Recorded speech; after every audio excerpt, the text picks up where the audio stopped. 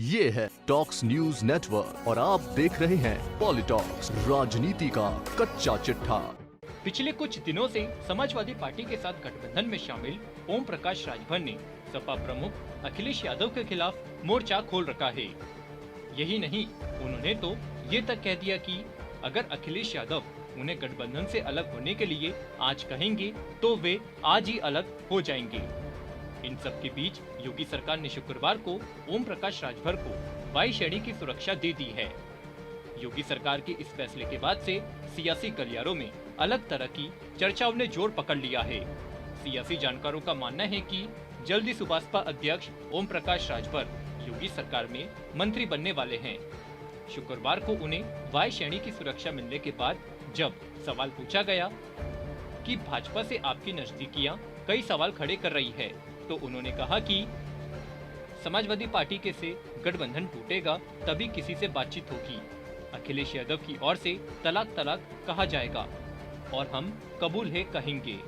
आपको बता दें, उत्तर प्रदेश विधानसभा चुनाव के समय एक साथ आए समाजवादी पार्टी और सुभाषपा के बीच कुछ भी ठीक नहीं चल रहा है। लोकसभा उपचुनाव में दोनों सीटों पर बीजेपी की जीत के बाद से सपा प्रमुख अखिलेश यादव की मुश्किलें कम होने का नाम नहीं ले रही है। उनके साथ गठबंधन में शामिल सुभाषपा अध्यक्ष ओम प्रकाश राजभर ने उनके खिलाफ मोर्चा खोल रखा है। कई मौकों पर वे अखिलेश यादव के खिलाफ बयानबाजी करते देखे गए हैं, लेकिन शुक्रवार को ओम प्रकाश राजभर को मिली 22 श्रेणी की सुरक्षा ने नई अटकलों को जन्म दे दिया है। इन सभी अटकलों पर जब पत्रकारों ने सवाल पूछा तो ओम प्रकाश राजभर ने कहा कि मुझ पर पहले भी कई बार हमला हो चुका है। इन दिनों एक दो बार फिर हमें धमकी मिली है, जिसके कारण हमें प्रदेश सरकार से सुरक्षा की मांग की गई थी, जो कि अब मिल गई है। रहा सवाल बीजेपी के साथ जाने का या बात करने का, तो अभी हमारा गठबंधन समाजवादी पार्टी के साथ है। वहां से गठबंधन टूटेगा तभी किसी से बातचीत होगी।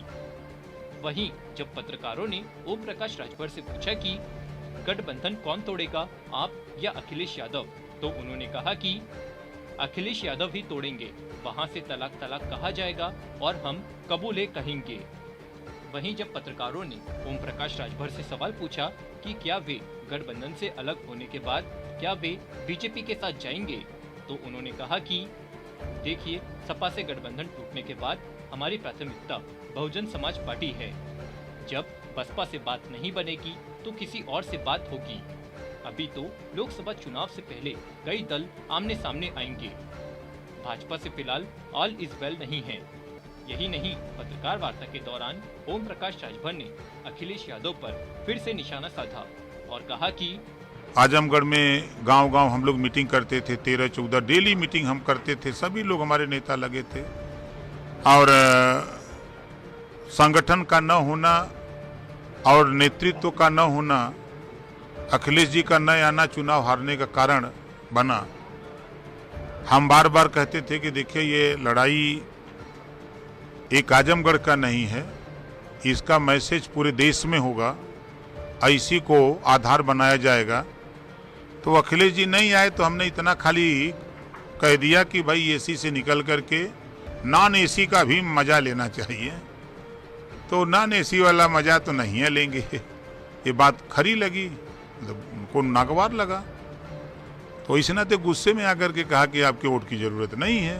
तो हम कहे चलो भाई, गुस्सा ठंडा होगा तब फिर जरूरत हो जाएगी। वहीं राष्ट्रपति चुनाव में एनडीए प्रत्याशी द्रौपदी मुर्मू के समर्थन में वोट देने को लेकर जब सवाल पूछा गया तो उन्होंने कहा कि खुला मतलब ये नहीं कि हम चोरी चोरी काम नहीं करते।